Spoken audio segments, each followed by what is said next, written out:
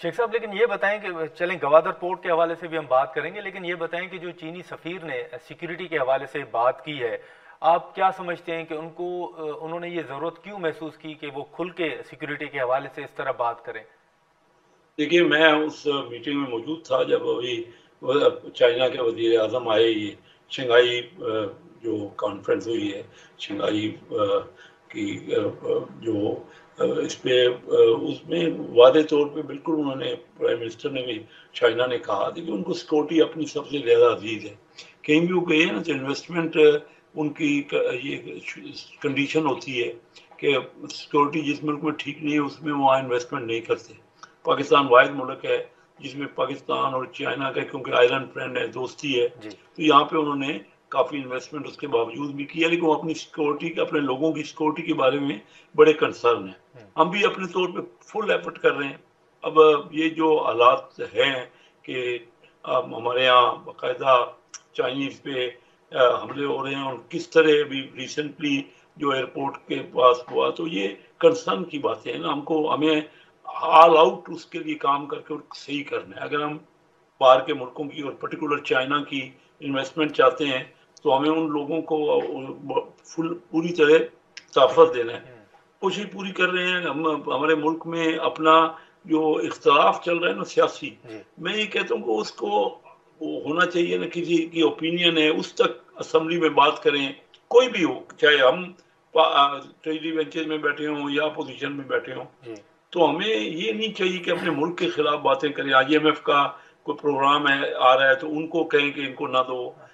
तो शेख साहब, उस एससीओ कॉन्फ्रेंस के दौरान जो वजीर आजम साहब थे, उन्होंने सिक्योरिटी के हवाले से और क्या बात रखी? क्योंकि ये भी कुछ खबरें आ रही थी कि अब चाइना ने कहा है कि वो अपनी सिक्योरिटी भेजेंगे अपने शहरियों की हिफाजत के लिए। ये बात वहां डिस्कस तो नहीं हुई मीटिंग में, लेकिन अखबारों की रीजन जरूर बनी थी। और चाइना असल में कंसर्न बहुत है अपने ना, उनका काफी कई बार हो चुके हैं ना उनके ऊपर ये जो हमले हुए हैं चाइनीज जी। जो यहाँ पे रह रहे हैं। तो वो कंसर्न है बहुत। हम भी कई बार उनको अश्योर भी करा चुके हैं, लेकिन उसके बावजूद वो कंटिन्यूड है ये जो हमले हो रहे हैं। और प्राइम मिनिस्टर साहब बहुत ज्यादा इसमें तवज्जो दे रहे हैं, बड़ा कंसर्न है। लेकिन अभी तक हम कोई करार वाकई तौर पे ना इसका मदावा नहीं कर सके, और हम पूरी कोशिश कर रहे हैं।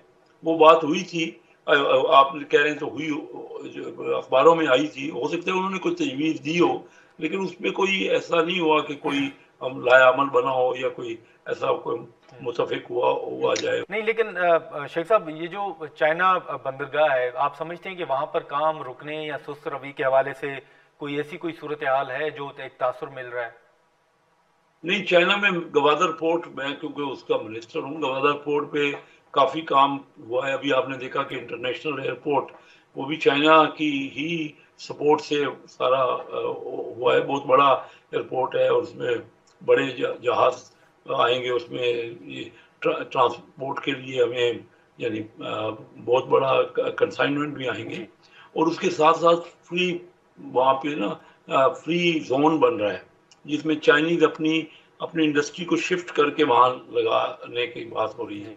तो वो कंटिन्यू, मेन उनमें प्रॉब्लम ये है कि कनेक्टिविटी जो है ना इस वक्त इतनी ज़्यादा नहीं है। गवादर पोर्ट से बलूचिस्तान या पंजाब के लिए बहुत अच्छे रोड्स नहीं, लिंक नहीं है।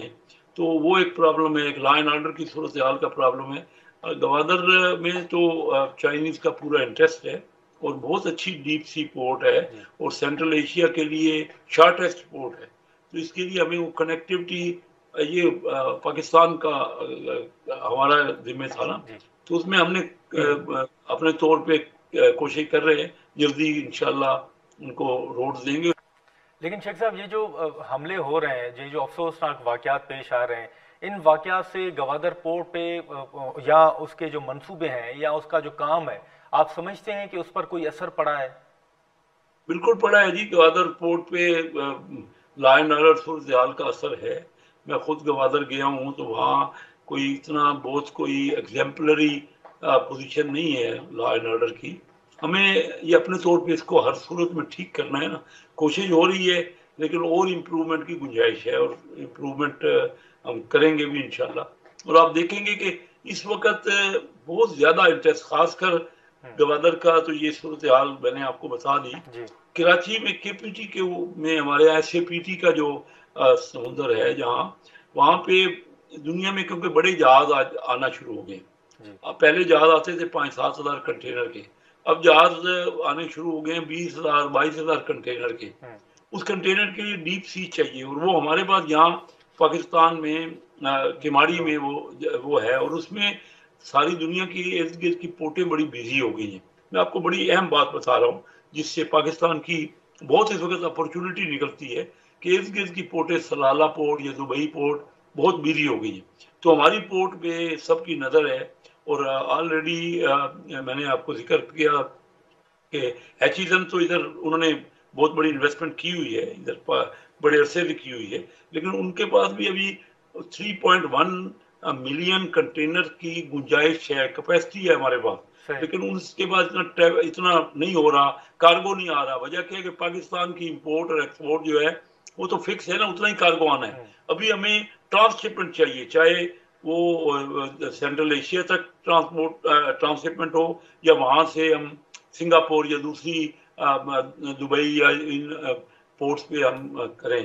مدر ویسل یہاں ہیں, فیڈر ویسل بھی وہاں سے جا سکتے. وہ بڑھانے کے لیے یہ جو کوشش کر رہے ہیں نا مکس لائن, وہ دنیا کے آلریڈی اس کے پاس بڑے جہاز ہیں, اور یہ MSC ان کے پاس بڑے جہاز ہیں, تو وہ مل جل کے ان کا کام ہوگا.